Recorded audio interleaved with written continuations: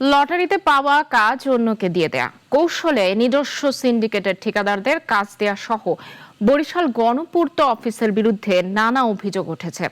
আওয়ামী লীগ মতাদর্শের প্রকৌশলী এবং ঠিকাদাররাই অফিসটি নিয়ন্ত্রণ করছে বলে অভিযোগ ঠিকাদারদের।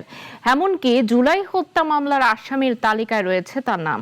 এ বিষয়ে প্রশ্ন করলে নাগরিক টিভির ওপর চড়াও হয় গণপূর্ত অফিস। শাহিন হাসানের রিপোর্ট, জানাচ্ছেন শাশ্বতী সরকার।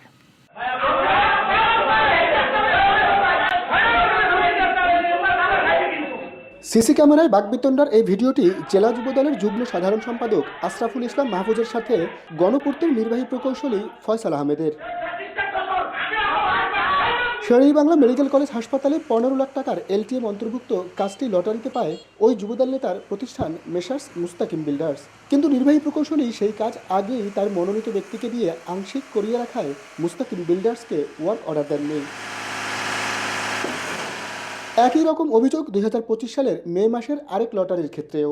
সেবাচিমের রিপেয়ারিংয়ের কাজ পায় জেড-আর এন্টারপ্রাইজ, কিন্তু তা ডিসকোয়ালিফাই দেখিয়ে এমএস খান এন্টারপ্রাইজকে অবৈধ প্রক্রিয়ায় দেয় গণপূর্ত অফিস। তাকে আমি জিজ্ঞেস করি আমার কাজের কি ব্যাপার, বলছে এগুলোর কোনো বরাদ্দ নাই, এগুলোর কোনো ওয়ার্ক অর্ডার দেওয়া যাবে না। আমি বলি তাইলে কাজ করলো কিভাবে, আর আপনি কাজ সম্পাদনের প্রত্যয়নপত্র ওই ছেলেকে কিভাবে দিলেন যেখানে আপনার অ্যাসিস্ট্যান্ট ইঞ্জিনিয়ার এবং এসডির সিগনেচার স্বাক্ষরিত। এছাড়া অফিসটির বিরুদ্ধে সম্প্রতি 5টি মডেল মসজিদ, নভ থিয়েটার, দুদক ভবন, আনসার অফিস, উজিরপুর থানা নির্মাণ, বিটেক সহ বড় অঙ্কের কাজগুলো তার নিজস্ব সিন্ডিকেটের ঠিকাদারদের নানা কৌশলে পাইয়ে দেওয়ার অভিযোগ সাধারণ ঠিকাদারদের। সে আমু সাহেবের লোক ছিল, ওখান থেকে সে ওই তার প্রভাব দেখাইয়া সে একসেরিয়া সব কিছু করছে। জাকারিয়ার মাধ্যমে লাইসেন্সগুলো নিয়ন্ত্রণ করে। আমি যেই লাইসেন্স আনছিলাম সৌরভ, সেই লাইসেন্স হোল্ডারে সে ফোন দিয়ে বলছে যে লাইসেন্স আমি নিয়ন্ত্রণ করবো, আপনার তো ওয়ার্ক সার্টিফিকেট দরকার, আমি দেবো। আওয়ামী সিন্ডিকেটের বিষয়টি অস্বীকার করেন ঠিকাদাররা। রেট যদি অ্যাভাব করে দিয়ে পাবে কীভাবে, মেলতে ব্যাপারটা আপনার যে আপনার কাগজপত্র চাই, কাগজপত্র না থাকলে পাইবে কীভাবে।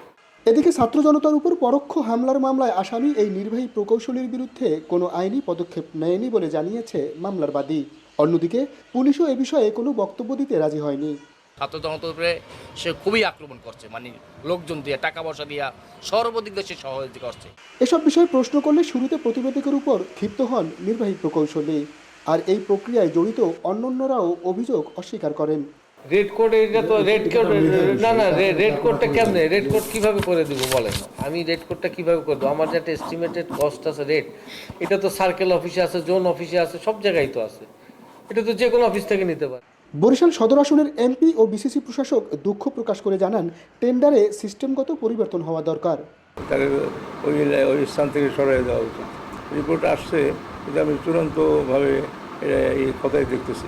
অফিসে যারা নীতি নির্ধারক বা যে মন্ত্রণালয় এই সিস্টেমগুলো গত সরকার করে গেছেন, এগুলো আর একটু দেখা উচিত। অন্তত সবাই যেন অংশগ্রহণ করে কাজগুলো করতে পারে। এসব দুর্নীতিবাজ প্রকৌশলীদের শাস্তি না হয়ে বদলি হলে এরা নতুন কর্মস্থলে গিয়ে আবারও গড়ে তুলবে দুর্নীতির আকড়া। শাহিন হাসান, নাগরিক।